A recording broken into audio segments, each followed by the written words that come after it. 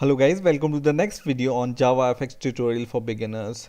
In this video we will see how we can create our first JavaFx application from scratch. So let's get started. I have this basic barebone Java class with the main method. Now to add JavaFx support in this class, what I need to do is first I need to import this library called javafx.application.application. Okay, and after adding this library, what you can do is you can extend this class with the application class. So extend with application, and now this application class will ask you to implement some methods. So you can just click this red bulb here and it will say implement unimplemented method. Just click this and it's going to implement this start method, right? Now to start a JavaFx application, you need to call a method called launch inside your main method.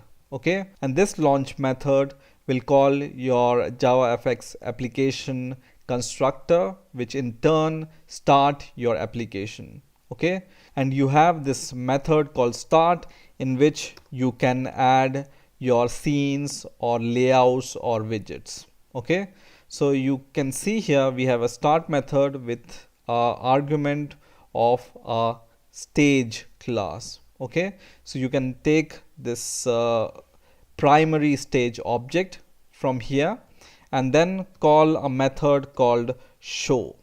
Okay, and this is your basic JavaFX window. So save your code and run it, and this will give you this blank stage window. Okay, now I have told you in the first video that to create a JavaFX application you need to add a stage, and inside the stage you need to add a scene, and inside the scene you need to have your layout in which your widget resides, right? So we will do the same here.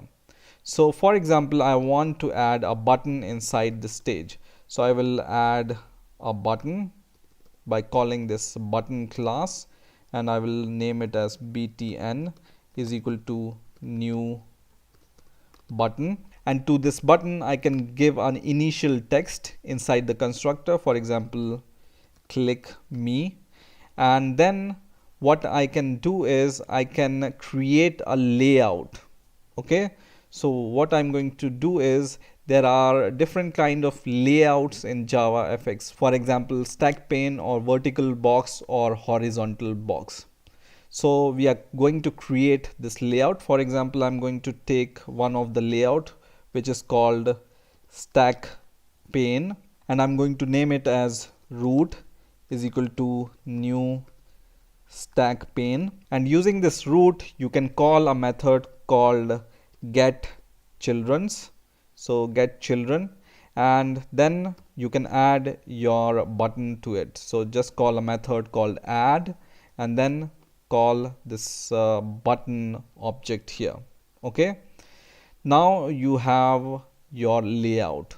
So now we are going to create a scene. So just below this we will create a scene object. So scene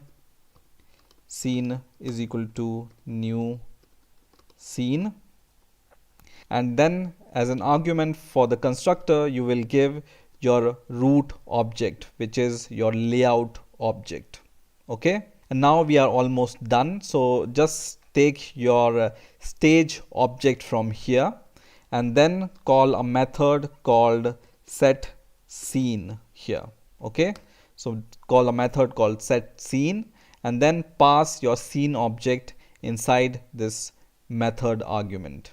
Okay, save your code and then run your code. Now you can see this small button inside this window. Now you can see here this window is very minimal, which is of the size of this button. Now to give some size to our scene, what we can do here is to the constructor we can add two more argument.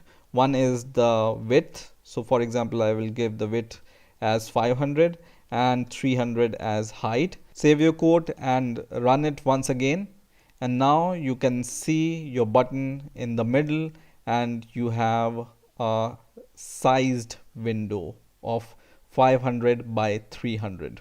Okay, now to add some action to this button, what we can do is we can take this button object, and then we can call a method called set on action, and as a value here you call a new event handler here.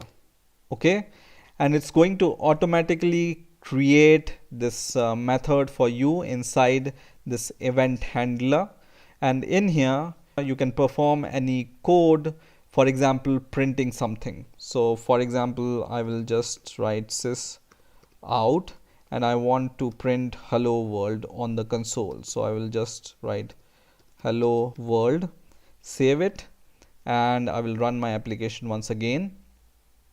And now when I press this button, I can see this hello world is printed here on the console, right? So every time I press the button, hello world is printed.